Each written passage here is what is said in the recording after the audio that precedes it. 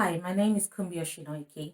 I'm a music educator and I operate a studio out of Lagos in Nigeria. This is my story. I first started taking piano lessons when I was about 5 years old. I grew up in a musical household in the sense of my mum was always singing and my father had music playing in the background, usually classical music, whenever he worked. My father played the guitar a little bit and he enjoyed that, but I wouldn't call him a virtuoso by any stretch of the imagination, and my mother doesn't play any instrument at all. However, they felt it was important that we grew up learning to play an instrument, and I started piano lessons, as I say, when I was 5. By the time I was about 10, 11, 12, we started to hold concerts at home. And my father would invite his friends and family over, and we would stand in the parlor and we would deliver our pieces and, singing, playing the recorder, playing the piano, that kind of a thing. Um, and we carried on like that, carried on taking music exams and progressing as musicians until I hit about age 16. And at that stage, I quit. I told my teacher I wasn't interested anymore. Thankfully, at the same time, I was taking the SS SS exams, for university entrance exams, and so I had a lot on my plate, and I was able to use this as an excuse not to continue with my music studies at the time. Now, the real reason why I quit was because I had stopped enjoying my lessons. They were very hard, and I didn't mind the fact that they were hard.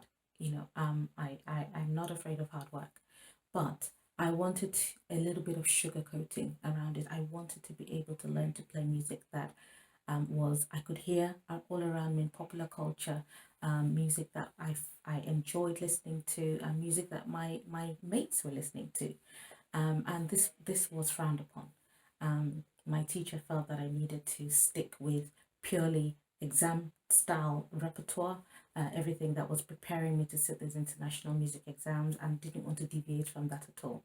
And out of frustration and boredom, really, I decided actually, no, I'm not doing this anymore. And so I quit.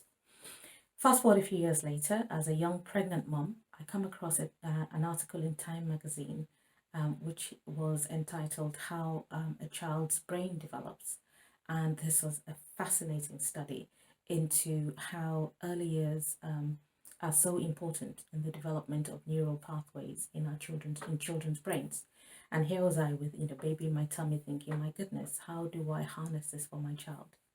And at the time, I had a very successful career in IT, and there was just no way that I could, get involved in music clubs and sort of take up or action some of the activities that that they were suggesting in that article.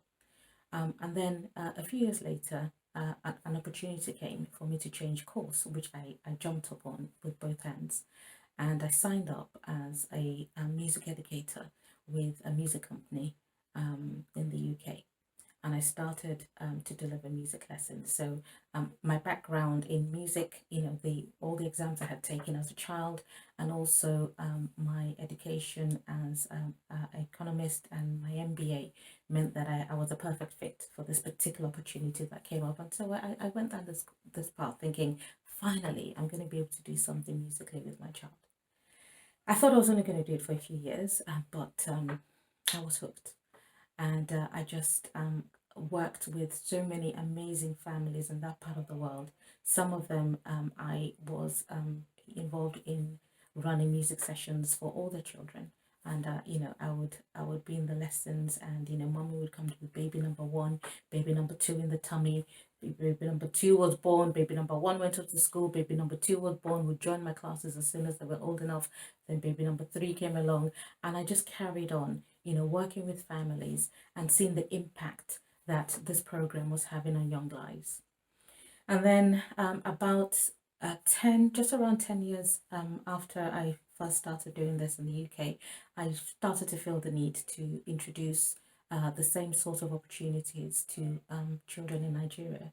And so that's how the transition began.